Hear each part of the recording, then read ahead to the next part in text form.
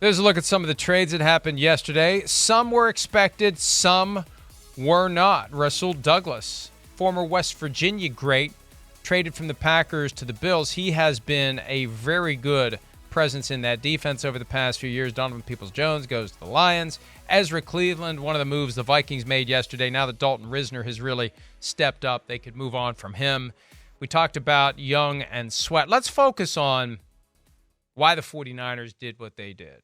I saw Randy Gregory a couple of times flash in that Monday night game against the Vikings where it was like, uh-oh, here he comes. They're going to have Nick Bosa, and they're going to have Randy Gregory, and they've got Javon Hargrave, and they've got Eric Armstead. And they go out and they give up a third-round pick for Chase Young. We were talking about this during a break. It doesn't feel like a move made with the goal of giving him a market-level contract and keeping him from being a free agent or even using the franchise tag. This feels like an Emmanuel Sanders rental. We saw that in 2019. They gave up a third-round pick to bring him in. He left as a free agent after 2019. They're willing to give up a third-round pick for a guy that they think can be a difference maker down the stretch this year and only this year. Well, and then if he is that difference maker and Chase Young is playing for a contract right now and has been playing as well as he has since he was a rookie, then perhaps Chase Young gets a big contract in free agency and they potentially could get a third-round pick and from a compensatory standpoint in return. So effectively, it's like, well, you trade a 3, you get back a 3 eventually, and perhaps he makes a big difference for you in a championship run. It's good business if you think of it that way. Now, if he doesn't come in and he's an impact player, then that kind of negates the whole thing. But this is something that I think about with the 49ers. They kind of double down on what it is that they do well. And to an extent, they did this last year, Mike, with Christian McCaffrey, right? They had a good running game. They did. And it's going to be good with Kyle Shanahan regardless. But then you bring in Christian McCaffrey, and he is one of the best, if not the best running backs in football, right? So they had a strength. They made it even better. You have a strength on your defensive line. Nick Bosa's not necessarily been playing like Nick Bosa because he wasn't there in training camp. But you bring in a guy like Chase Young, and maybe that can help elevate this defense to a level that it can look as dominant as we thought, as we think it should be going down the stretch here coming off their bye.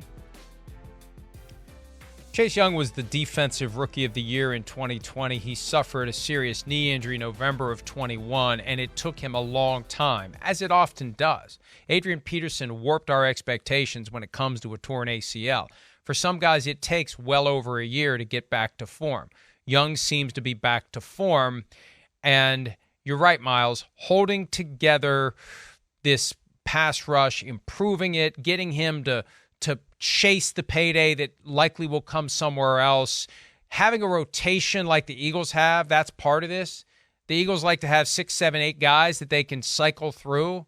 And maybe the 49ers are realizing we need more bodies. We need more because their current starting lineup isn't getting home as often as it needs to.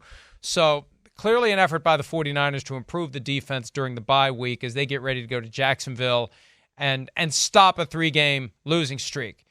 Going to Jacksonville used to be a pretty good way to get right if you were wrong.